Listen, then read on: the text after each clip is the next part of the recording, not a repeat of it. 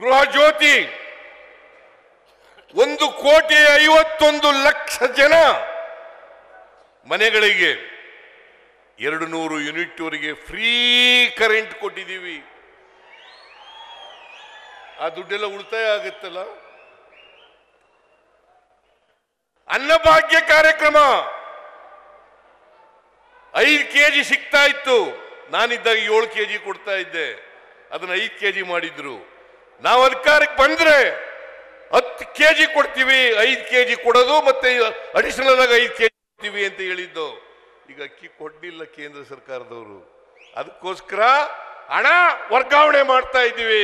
ಸುಮಾರು 1,28,00,000 ಜನರಿಗೆ 1,28,00,000 ಜನರಿಗೆ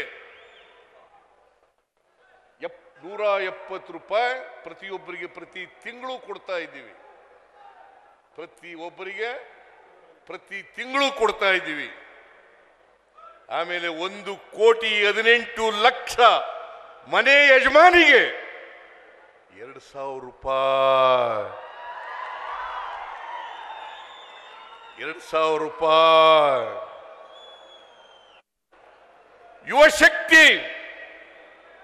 ಯುವ ಶಕ್ತಿ ಈ ತಿಂಗಳೇ ಶಿವಮೊಗ್ಗದಲ್ಲಿ ಚಾಲನೆ ಕೊಟ್ಟು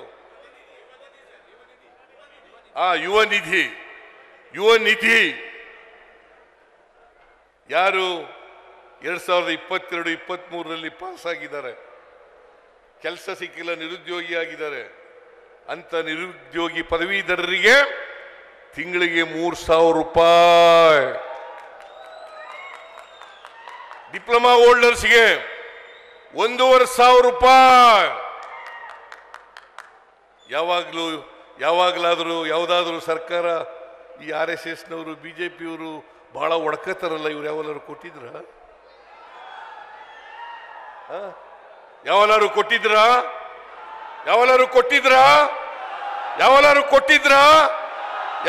ಕೊಟ್ಟಿದ್ರ? ಇಲ್ಲ.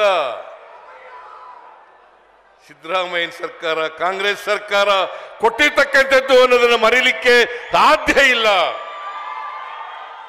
ಅದಕ್ಕೆ ನಾನು ಹೇಳ್ತೀನಿ, ಯಾರು ಸಂವಿಧಾನವನ್ನು ವಿರೋಧಿಸ್ತಾರೆ, ಯಾರು ಪ್ರಜಾಪ್ರಭುತ್ವವನ್ನು ವಿರೋಧ ಮಾಡ್ತಾರೆ, ಯಾರು ಸಾಮಾಜಿಕ ನ್ಯಾಯ ಮೀಸಲಾತಿಯನ್ನು ವಿರೋಧ ಮಾಡ್ತಾರೆ, ಅವರೆಲ್ಲರೂ ಕೂಡ ನಮ್ಮ ವೈರಿಗಳು. ಇದನ್ನ ಸ್ಪಷ್ಟವಾಗಿ ತಿಳ್ಕೋಬೇಕಾಗ್ತದೆ. ನಮಗೆ ಮಿತ್ರರು ಯಾರು, ನಮ್ಮ ವೈರಿಗಳು ಯಾರು ಅಂತಕ್ಕಂಥದ್ದನ್ನ ಸಮಾಜದಲ್ಲಿ ಅರ್ಥ ಮಾಡ್ಕೋಬೇಕು. ನಮ್ಮ ವೈರಿಗಳು ಸಂವಿಧಾನವನ್ನು ವಿರೋಧ ಮಾಡೋರು, ನಮ್ಮ ವೈರಿಗಳು ಮೀಸಲಾತಿಯನ್ನ, ಸಾಮಾಜಿಕ ನ್ಯಾಯವನ್ನು ವಿರೋಧ ಮಾಡೋರು ಅಲ್ವಾ? ಸಮಾಜದಲ್ಲಿ ಬದಲಾವಣೆಯನ್ನು ವಿರೋಧ ಮಾಡೋರು. ಇವ್ರ ಜೊತೆ ನಾವು ಯಾವ ಕಾರಣಕ್ಕೂ ನಿಲ್ಲಬಾರದು. ಯಾರು ಸಂವಿಧಾನದ ಪರ ಇರ್ತಾರೆ, ಯಾರು ಸಾಮಾಜಿಕ ನ್ಯಾಯದ ಪರ ಇರ್ತಾರೆ, ಅವ್ರ ಜೊತೆ ನಿಲ್ತಕ್ಕಂಥ ಕೆಲಸವನ್ನ ಶೋಷಿತ ವರ್ಗದವರು ಮಾಡೋದಾದ್ರೆ ನಿಮ್ ಕೈಗೆ ಅಧಿಕಾರ ಬರಲಿಕ್ಕೆ ಸಾಧ್ಯ ಆಗ್ತದೆ. ಇಲ್ಲದೆ ಹೋದ್ರೆ ಇಲ್ಲ ಅಂತಕ್ಕಂಥದ್ದನ್ನು ಕೂಡ ಬಹಳ ಸ್ಪಷ್ಟವಾಗಿ ತಿಳ್ಕೋಬೇಕಾಗ್ತದೆ.